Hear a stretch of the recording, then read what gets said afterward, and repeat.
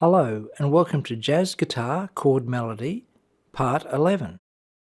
Hi, this is Mike Hayes, and before we get started, just a quick reminder that if this is the first video you've seen in the series, or if you'd like to do some catch-up work on some of the previous lessons, there's a link in the description below to all the previous Jazz Guitar Chord-melody lessons. And don't forget to subscribe if you haven't already, so you'll be notified as soon as the next video in the series is available. In this session, we'll be expanding our resources for creating chord solos on the guitar. And we'll be doing that by going to different string sets and using the same major sixth diminished scale, and at the moment we're working in the key of C, and we'll be moving these chord voicings over to different string sets. So there'll be a lot of new chord shapes, but the basic idea is the same of alternating between a major sixth chord, in this instance a C sixth chord, with a B diminished chord. So we're going to start with string set 2, and by that I mean chords played on the second, third, fourth and fifth strings of the guitar. Now before we jump in and start practicing all these new chord shapes, I just want to take a moment to speak about a particular chord shape, a specific chord voicing of the C sixth chord, which is quite difficult to play. It may take several weeks or in fact several months for you to feel comfortable with this chord. And the voicing I've just put on the screen now is the particular voicing I'm speaking about. It's actually the third chord in the series as we work up the neck of the guitar. So if you find yourself experiencing difficulties playing this chord, I would recommend that you use a C major chord, just a standard bar chord. This is the shape here I'd recommend.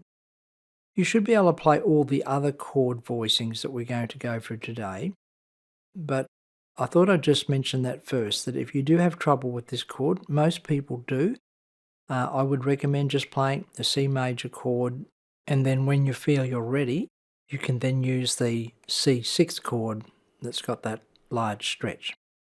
Okay, having said that, we're going to jump straight in and practice all the new voicings for our C major sixth diminished scale on the second set of strings on the guitar. Now there's most likely quite a few new chord shapes for us to learn here. So first up, you might want to just let this part of the video play and have a look at the shapes, and then when you're ready, just come back to this section on the video and then play along with me. I'll be playing the exercise through twice and holding each chord for 4 beats. Here we go.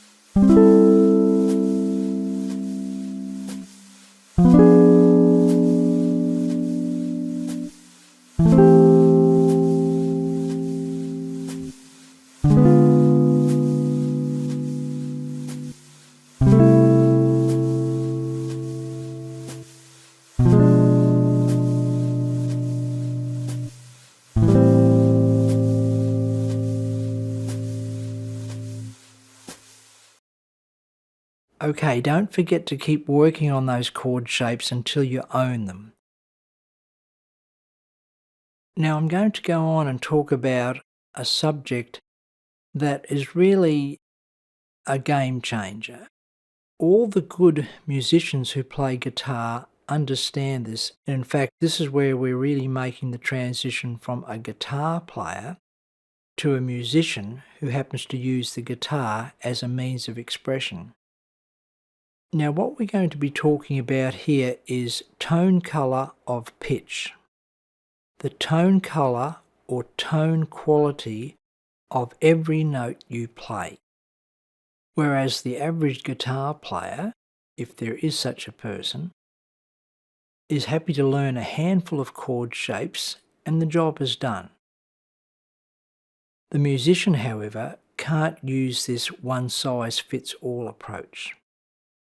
The musician must carefully weigh and consider the type of sound they want to produce and where these sounds come from on the guitar. We've used words like weight and density in previous discussions when we spoke about chords. So how do we develop this skill of actually playing what we're hearing? Well, the answer is we need to study the timbre of the notes that we're playing. We need to pay attention to the timbre of the tones that we're playing. We're now going to do a little exercise that hopefully will draw your attention to the timbre of the tones that we're playing. This might be a new word or you may have heard it before. We're going to use it in the context of being tone color of pitch. Now, for example, on a guitar, we can have a note of the same pitch played on a different string. Can't do that with every note, but many of the notes on the guitar are duplicated on other strings. For example, we could play E at the 5th fret on the 2nd string, and that would be the same pitch as an open E, the 1st string. We could also find that exact same pitch on the 3rd string at the 9th fret. And although all these notes would be written the same way in a piece of music and they would be the exact same pitch, they have a different color. And there's a number of things that contribute to this tonal difference between various notes of the same pitch. For example, on a guitar, we could have different string thicknesses, different string lengths, and so on, that all create a different tone from the same pitch note. This wouldn't happen on a piano, for example. If you had a chord voicing, there'd be only one way of playing that chord voicing. You could play that an octave higher or an octave lower. Now, on a guitar, we can do that. We can play the exact same chord voicing an octave higher or lower, depending on the range of the key that you're in. But we also have an extra thing that we can do, or several different things that we can do on a guitar, where we can change the overall quality of the tone that we're producing out of the exact same chord with the exact same chord inversion. So now I'm going to go through a little exercise so that you can hear this, and something I would recommend that you do practice. I'm going to play the same chord, the exact same voicing, on 2 different string sets. So I'm going to start by playing the chord on string set 2. This is the new type of chord that we've been learning. And then I'm going to go over to where the chord is duplicated on the 1st set of strings, which is the 1st, 2nd, 3rd, and 4th strings. Now, as these chords appear on the screen, you'll notice that each pair of chords have the same color. And the significance of that is that the same color represents the same pitch. However, as you listen to each chord, you'll notice there's a different tonal quality. For example, when we start with the B diminished, the very first sound you'll hear, it's played on the 2nd set of strings, and it's colored red. The next chord that comes up is B diminished. It's also colored in red, however it's played on the 1st set of strings. So these chords are different shapes on the guitar, but if you have a look at what's going on under your fingers, they're the exact same notes of the same pitch in the same inversion. So the thing that's hard to work out on a guitar initially when you're doing this type of thing is that the shapes will look entirely different. But if you listen to the sound, you'll hear that the chords are the same pitch, but they have a different tonal quality. Okay, let's have a listen and see if you can hear the difference between the same chord played in two different places on the guitar.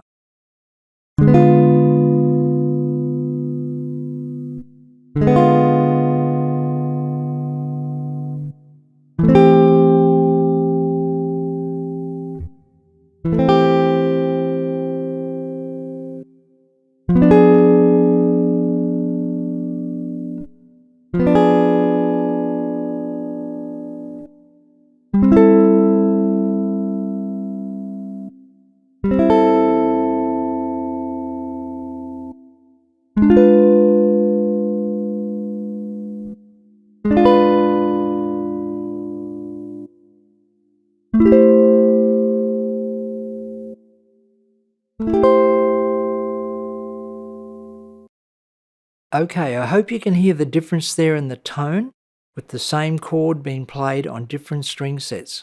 We've covered a lot in this lesson, so don't forget to review everything regularly. There's lots of exciting things coming up, so don't forget to subscribe if you haven't already. And of course, we'll be applying all this new information and techniques and skills to more songs. So that's it for this session, and I look forward to catching up with you next time. Bye for now.